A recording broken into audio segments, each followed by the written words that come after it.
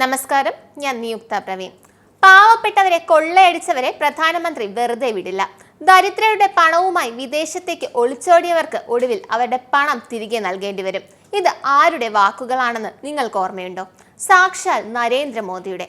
അതെ, നമ്മുടെ പ്രധാനമന്ത്രി മോദിയുടെ.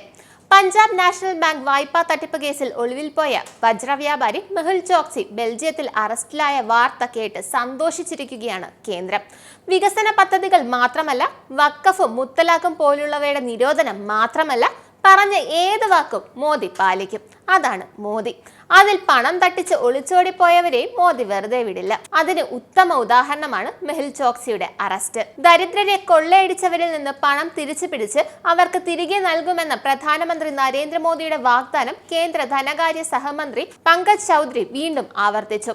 നിങ്ങൾ സൂക്ഷ്മമായി പരിശോധിച്ചാൽ ഒരു കാര്യം മനസ്സിലാകും. മോദി ഏതൊക്കെ കാര്യങ്ങൾ പറഞ്ഞിട്ടുണ്ടോ ആ കാര്യങ്ങളൊക്കെ തന്നെ മോദി വാക്ക് പാലിച്ചിട്ടുമുണ്ട്.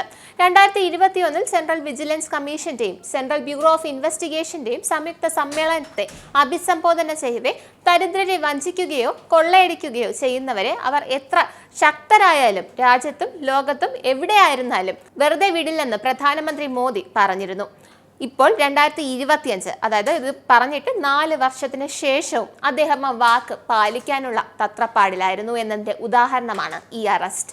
Central bureau of investigation, enforcement directorate എന്നിവയുൾപ്പെടെ ഇന്ത്യൻ അന്വേഷണ ഏജൻസികളുടെ അഭ്യർത്ഥന മാനിച്ചാണ് ബെൽജിയൻ അധികൃതർ ചോക്സിയെ അറസ്റ്റ് ചെയ്തത്. ഇതേസമയം ഇവിടെ കോൺഗ്രസ് സർക്കാരാണ് ഭരിച്ചിരുന്നതെങ്കിൽ മെഹുൽ ചോക്സി ഇപ്പോഴും ബെൽജിയത്ത് സുഖവാസം നടത്തിയേനെ. കൂടാതെ ചോക്സിക്ക് രാഹുൽ ഗാന്ധിയും സോണിയാഗാന്ധിയും കുടയും പിടിച്ചേനെ. അതാണ് കോൺഗ്രസ്.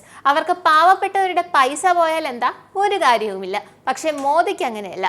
ജനങ്ങളാണ് മോദിക്ക് മുഖ്യം. ചോക്സി ഇപ്പോൾ ബെൽജിയത്തിലെ ജയിലിലാണ്. അദ്ദേഹത്തിന്റെ ജാമ്യാപേക്ഷയിൽ ഒരാഴ്ചയ്ക്ക് ശേഷം വാദം കേൾക്കും.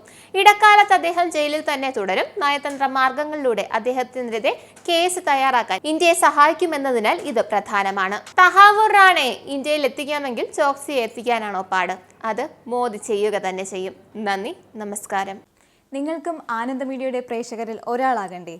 യൂറോപ്പിലും US-ലും ആഫ്രിക്കയിലും അടക്കം പ്രവാസികൾ ഉള്ളയിടങ്ങളിലൊക്കെ ജനപ്രിയ ചാനലുമായി ആനന്ദ് മീഡിയ ഒപ്പമുണ്ട്. ഏഷ്യാനെറ്റ് ഫ്ലവേഴ്സ് അടക്കം നിങ്ങളുടെ വിരൽത്തുമ്പിലെത്തും. ആദ്യം റോക്കു ബോക്സ് സ്വന്തമാക്കുക. അതിൽ നിന്നും ആനന്ദ് മീഡിയ ആപ്ലിക്കേഷൻ ഡൗൺലോഡ് ചെയ്യുക, ഇൻസ്റ്റാൾ ചെയ്യുക. എന്നിട്ട് 02085866511 എന്ന നമ്പറിൽ ഞങ്ങളുടെ കസ്റ്റമർ കെയറിൽ ബന്ധപ്പെടുക. അല്ലെങ്കിൽ +91 735 660 3747 എന്ന നമ്പറിൽ വാട്സപ്പ് ചെയ്യുക.